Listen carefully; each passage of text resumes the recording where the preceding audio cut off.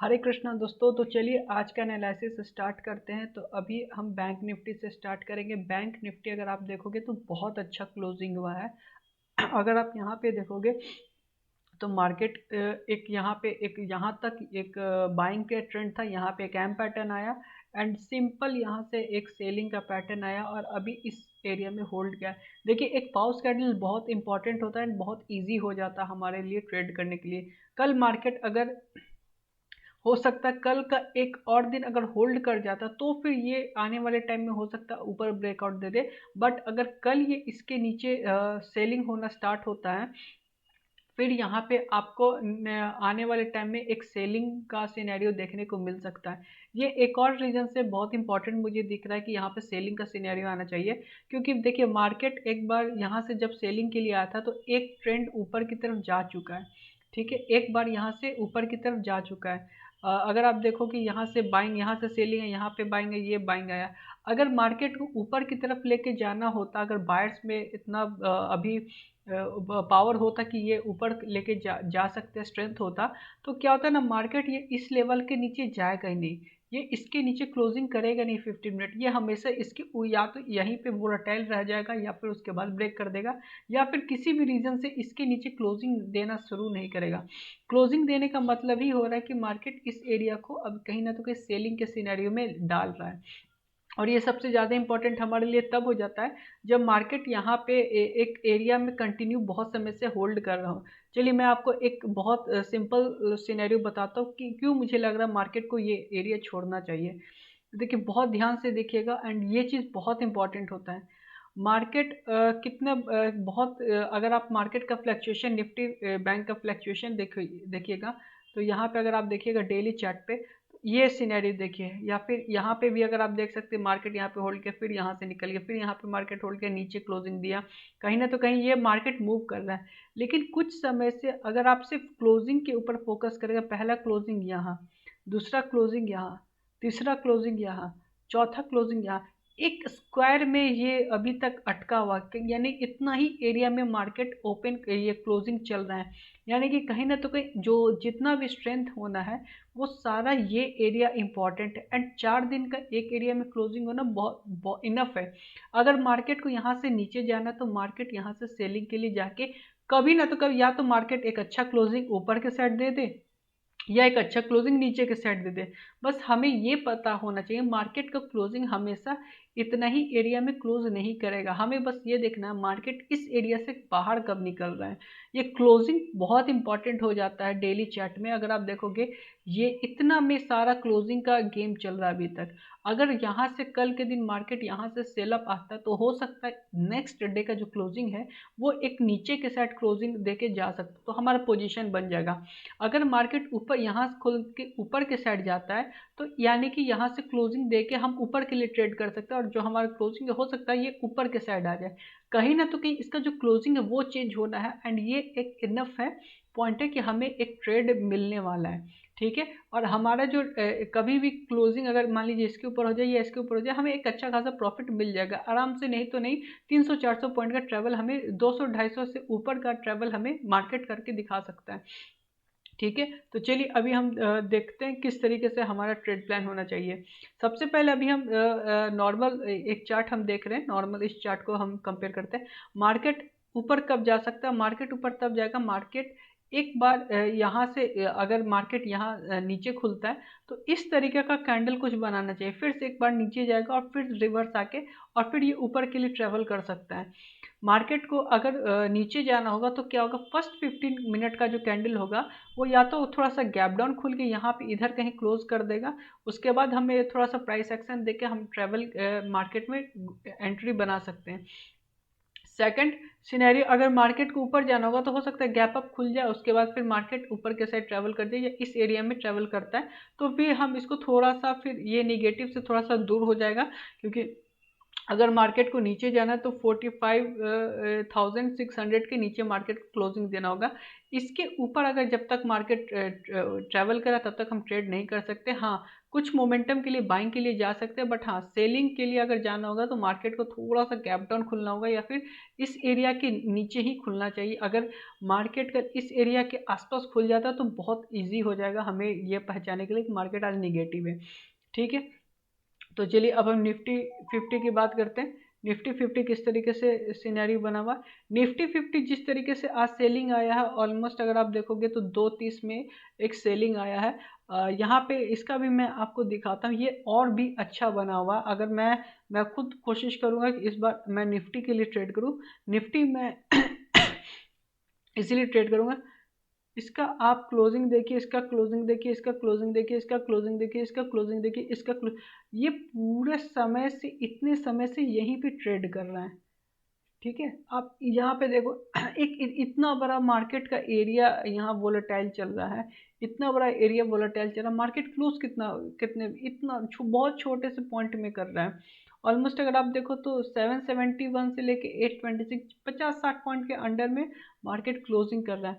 अगर मार्केट यहाँ पे थोड़ा सा गैप अप खुल के ऊपर जाता है तो भी आपको एक ट्रेड मिल सकता है, क्योंकि यहाँ से एक सेलिंग है, यहाँ बाइंग आया, यहाँ से आपको एक हो सकता है धीरे धीरे करके मोमेंटम मिल जाए।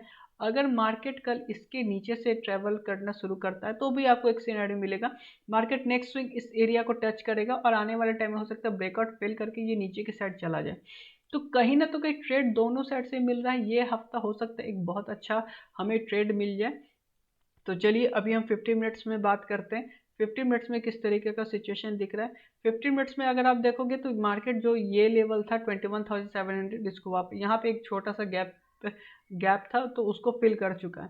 अब क्या होगा, सिनेरियो क्या है हमारे, या तो मार्केट यहाँ पे होल्ड करके ब्रेक करे, इस एरिया के 21,700 के नीचे ब्रेक करता है तो फिर इसको हम ब्रेकआउट फेल करके इसको हम सेलिंग के साइड हम ट्रेड कर सकते हैं। उसके बाद इसके नीचे अगर सेलिंग आ जाता तो फिर ये सारा पॉइंट एक अच्छा सेलिंग के लिए आएगा। उसके बाद ये 21,500 एक नेक्स्ट सपोर्ट आएगा।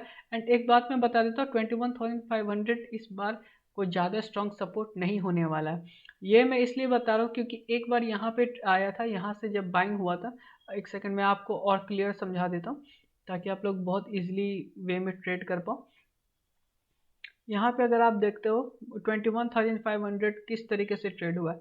अगर आप यहाँ पे अभी आपको दिख रहा होगा, यहाँ पे एक डब्ल्यू पैटर्न है, यहाँ पे फिर एक रिटेस्ट हुआ है, यहाँ से ब्रेकआउट दिया, फिर ये रिटेस्ट किया, फिर यहाँ पे ये फिर धीरे धीरे करके ऊपर की तरफ निकल गया।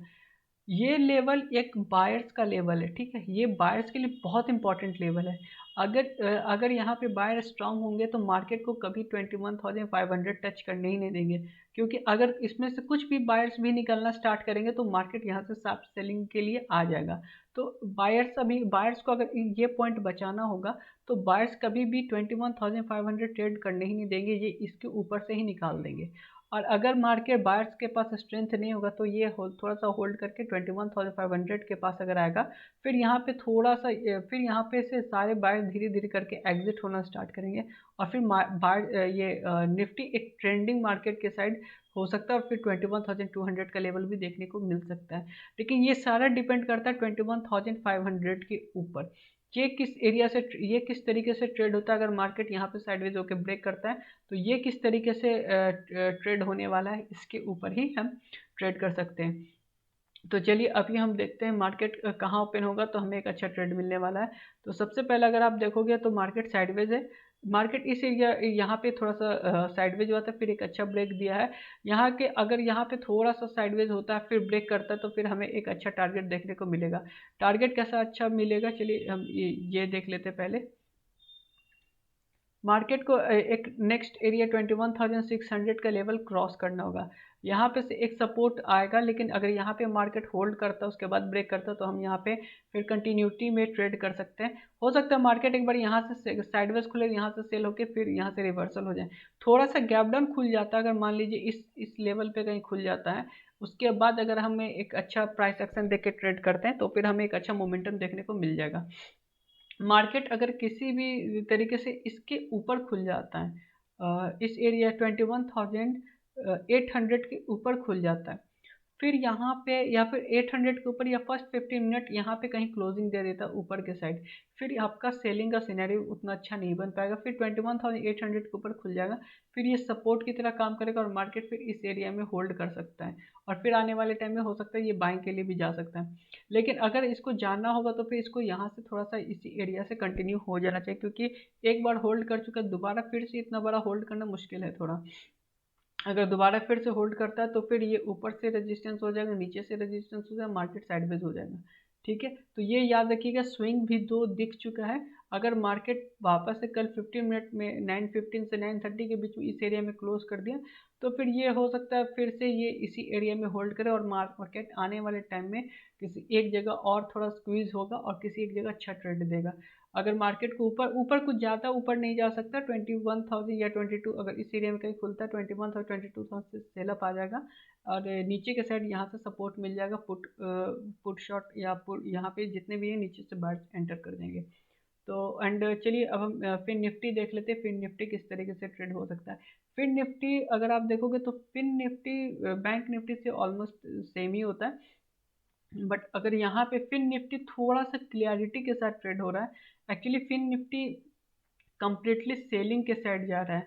ठीक है, ये मतलब यहाँ पे कोई इशू, कहीं कोई दिक्कत शो नहीं कर रहा है कि यहाँ पे मार्केट ऊपर जा सकती है, ये कम्प्लीटली डाउन साइड है। इसीलिए मेरा भी थोड़ा सा फिन निफ्टी का क्लोजिंग की वजह से मेरा भी थोड़ा सा झुकाव सेलिंग के साइड ज़्यादा दिख रहा है। मैं बाइंग के लिए नहीं जा सकता, क्योंकि अगर बाइंग के लिए जाना होता तो निफ्टी या निफ्टी बैंक निफ्टी फिन निफ्टी तीनों में से जो भी दो साइड होता है, जैसे दो तीनों में से जो भी दो साइड का स्ट्रेंथ मुझे दिखता है मैं उसके सपोर्ट में ट्रेड करता हूँ, क्योंकि निफ्टी और फिन निफ्टी क्लियर कट मुझे सेलिंग में दिख रहा है, और Fin Nifty and Nifty clear cut मुझे सेलिंग दिख रहा है। एंड बैंक निफ्टी जो है वो थोड़ा सा मुझे अभी साइडवेज दिख रहा है, वो कंफर्म नहीं हुआ कि वो भी सेलिंग के लिए आएगा। अगर मार्केट इसके कंटिन्यू करता तो यहाँ पे एक सपोर्ट हो चुका है, अगर यहाँ से सेलिंग के लिए आता है तो एक अच्छा ट्रेड हमें देखने को मिलेगा। अगर आप यहाँ पे देखोगे तो यहाँ से एक एक एक ट्रेड लाइन है, यहाँ से ब्रेक करता है तो फिर एक हमें एक नए आने वाले टाइम में एक अच्छा लो देखने को मिल जाएगा।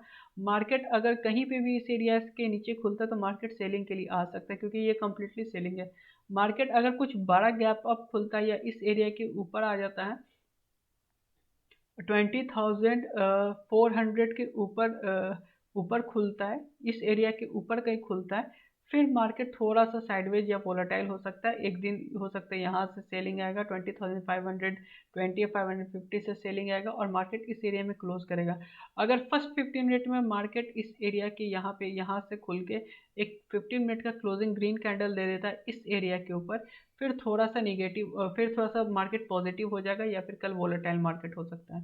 तो वीडियो अच्छा लगा तो लाइक से सब्सक्राइब जरूर करें दोस्तों। हरे कृष्ण।